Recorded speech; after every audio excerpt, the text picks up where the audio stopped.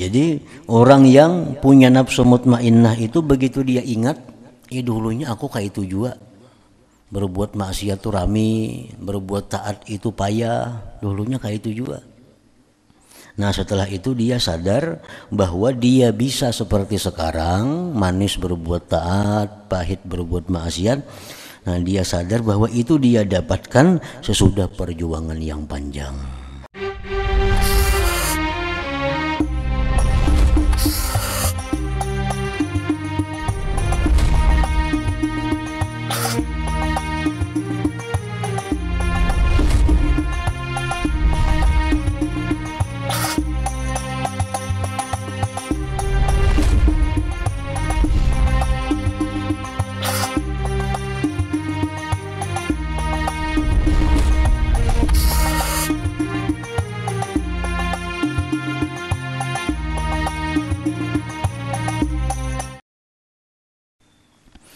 Bismillahirrahmanirrahim. Alhamdulillahirabbil alamin. Wassalatu wassalamu ala asyrafil anbiya wal mursalin sayyidina Muhammadin wa ala alihi wa sahbihi ajma'in. Qala al-musannif rahimahullah wa nafa'ana bi ulumihi fid dharain amin. Faslun ay hadza fasl. Wa'lam anna an-nafsa takunu fi awwalil amri ammaratan ta'muru bil bisyarri wa tanha 'anil khair. Dan ketahuilah olehmu bahwasanya nafsu adalah dia pada awal perkaranya disebut dengan ammarah.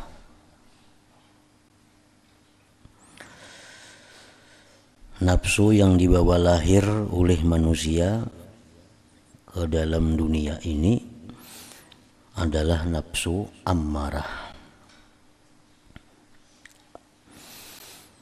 Nafsu ammarah itu ta'muru bisyarr, menyuruh dengan kejahatan, wa tanha 'anil khair, dan dia mencegah daripada kebaikan. Nafsu ammarah pekerjaannya adalah menyuruh kita kepada sesuatu yang tidak baik, sesuatu yang jahat, dan melarang, mencegah kita daripada berbuat kebaikan. Nafsu ammarah itu pekerjaannya adalah menyuruh kita untuk berbuat kesenangan-kesenangan walaupun membawa akibat yang tidak baik di belakang harinya. Itu disebut nafsu ammarah. Nah, jadi mulai lahir kita diberi oleh Allah nafsu ammarah itu, yang pekerjaannya hanya untuk kesenangan-kesenangan duniawi. Fa in jahadaha, maka jika berjuang atau melawan akan nafsu ammarah itu oleh manusia,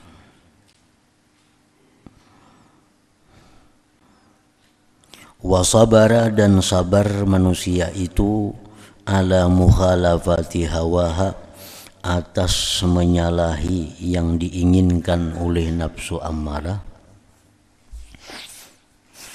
syarat lawamatan, maka jadilah itu nafsu ammarah tadi menjadi nafsu lawamah. Mutalawwinatan, yang berubah-ubah. Laha, bagi itu nafsu lawamah, wajhun, satu jalan, ilal mutmainnah, kepada nafsu mutmainnah, wa wajhun ilal ammarah, dan satu jalan kepada nafsu ammarah. Fahiya marratan hakaza wa marratan hakaza. Nafsu lawamah itu kadang-kadang seperti ini, kadang-kadang seperti ini. Artinya kadang-kadang tunduk kepada kebaikan, tunduk kepada yang diperintah Allah, dan kadang-kadang dia melanggar apa yang dilarang Allah. Fa in rafaqa biha wasara biha yakuduha bi azimmatir ragbati fi ma indallah, maka jika seseorang itu lembut dengan itu nafsu lawamah dan berjalan dia dengan nafsu lawamah itu, dia halau nafsu lawamah itu dengan kendali kegemaran pada sesuatu yang ada di sisi Allah, sarat mutmainnatan, maka jadilah nafsu lawamah tadi nafsu mutmainnah. Nah, jadi manusia yang tidak menjalani jalan menuju Allah itu mereka mempunyai nafsu yang dikuasai oleh amarah. Nah, kemudian manusia yang suluk, yang menuntut ilmu, manusia yang ingin menjadi kekasih Allah, dalam perjalanannya itu nafsunya adalah lawamah. Kadang-kadang bagus, kadang-kadang. Nah, manusia yang sudah sampai kepada ma'rifatullah, maka nafsunya itu adalah nafsu mutmainnah. Nafsu mutmainnah itu ta'muru bil khair, dia menyuruh dengan kebaikan, wa tastalizzuhu, dan merasakan lezat dengan kebaikan, wa ta'nasu bih, dan dia jinak dengan kebaikan, wa tanha anisyar, dan dia nafsu mutmainnah itu mencegah dari kejahatan, wa tanfiru anhu, dan lari itu nafsu mutmainnah daripada kejahatan, wa tafirru minhu, lari daripadanya. Jadi orang yang nafsu ammarah, orang yang nafsunya amarah itu orang yang selalu berpegangan kepada manusia, kepada makhluk. Segala apa yang diperbuatnya, yang dipandangnya adalah makhluk. Mun aku berbuat ini kayak apa kelihatan orang, mun aku berbuat macam ini apa genajar orang. Nah, itu bagian daripada orang yang mempunyai nafsu amarah. Segala perbuatannya itu yang dipandangnya adalah pandangan makhluk. Mun aku berbuat ka ini padahal orang kena baik. Mun aku berbuat nangka ini padahal orang kada baik. Nah, selalu orang, selalu manusia. Nah, bila demikian halnya dalam diri kita, maka nafsu yang ada pada diri itu nafsu ammarah ngarannya. Nah, apabila orang ini mau memperbaikinya, mau melawannya, sehingga dia kadang-kadang menang, kadang-kadang kalah, nah maka nafsunya itu namanya nafsu lawamah. Nafsu lawamah ini antara lain tandanya adalah orang tersebut kadang-kadang dia berbuat sesuatu yang ditujunya adalah pandangan Allah, kadang-kadang yang ditujunya pandangan manusia. Sewaktu-waktu dia berbuat Allah yang ditujunya, sewaktu-waktu dia berbuat makhluk yang ditujunya. Nah, kadang-kadang turun, kadang-kadang naik. Itu nafsu lawamah. Nafsu lawamah, nafsu orang yang sedang dalam perjalanan menuju ma'rifatullah. Nafsu lawamah ini nafsu orang yang sedang dalam proses untuk menuju mutmainnah. Adapun orang yang sudah nafsunya mutmainnah, maka orang yang sudah nafsunya mutmainnah ini adalah orang yang antara lain tujuannya itu adalah hanya Allah. Kalau aku melakukan ini, apa bujur atau kada di sisi Allah. Mun aku ucapkan ini, apakah Tuhan ketuju atau kada. Amun aku berpakaian ini, Tuhan apakah tuju apa kada. Mun aku membikin ini Tuhan apakah tuju atau kada. Nah selalu Allah yang jadi pedomannya, selalu Allah yang jadi pegangan dan tujuannya. Itu sudah mutmainnah ngarannya. Apapun yang ingin dilakukannya, apapun yang ingin dikehendakinya, pertama yang ditujunya dahulu Allah. Kayak apa tanggapan Allah mun aku berkata demikian? Kayak apa tanggapan Allah mun aku berbuat demikian?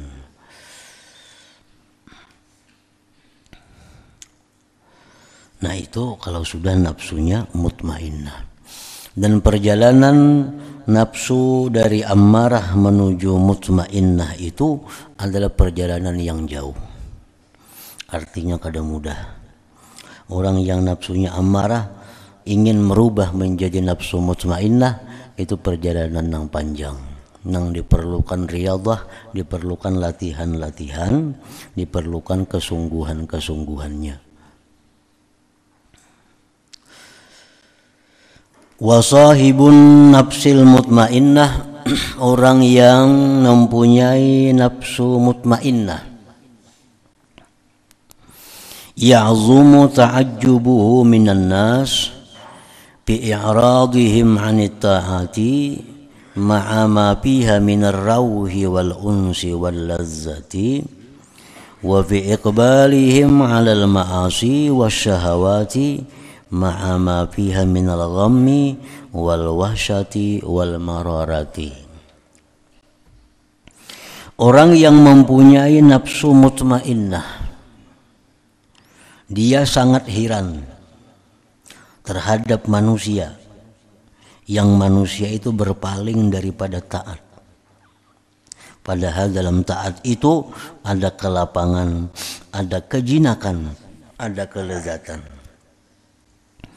Dan orang yang punya nafsu mutmainnah itu dia sangat heran, besar takjubnya pada berhadapnya manusia atas maksiat, meluluskan syahwat. Padahal pada maksiat, pada meluluskan syahwat itu daripada duka cita, keliaran dan pahit.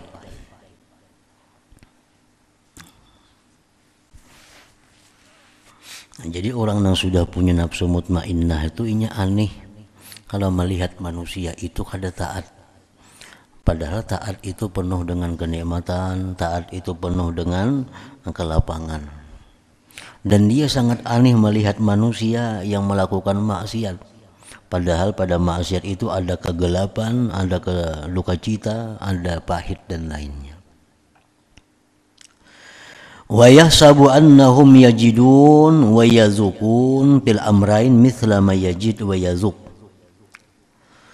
Orang yang punya nafsu mutmainnah tadi, dia mengira, menyangka bahwa manusia itu mendapati, merasakan pada taat dan maksiat tadi seperti yang dia dapat dan dia rasakan.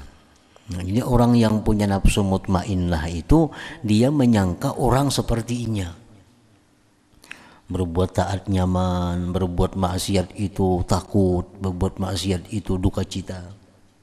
Nah, dia menyangka demikian kepada manusia. Nah, oleh karena itu dia merasa aneh kalau ada orang itu kada taat kepada Allah. Dia merasa aneh kalau orang itu maksiat kepada Allah, karena ia menyangka orang seperti dirinya. Wa yazkuru ma kana yajidu min qablu fi tanawuli syahawati minal lazzat wa fi fi'li ta'at minal mararat faya'lamu annahu lam yasil ila ma huwa fih illa bimujahadatin tawilah wa inayatin minallah azimah.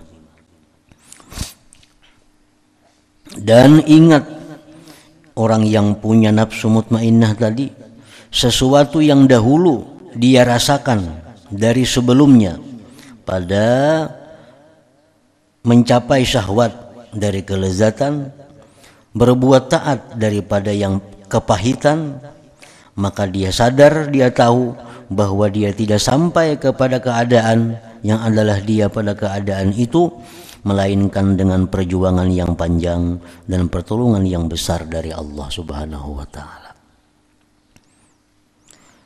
Nah, jadi orang yang punya nafsu mutmainnah itu begitu dia ingat, dulunya aku kayak itu juga. Berbuat maksiat itu rame, berbuat taat itu payah, dulunya kayak itu juga. Nah setelah itu dia sadar bahwa dia bisa seperti sekarang, manis berbuat taat, pahit berbuat maksiat. Nah dia sadar bahwa itu dia dapatkan sesudah perjuangan yang panjang, sesudah pertolongan yang besar dari Allah Subhanahu wa ta'ala.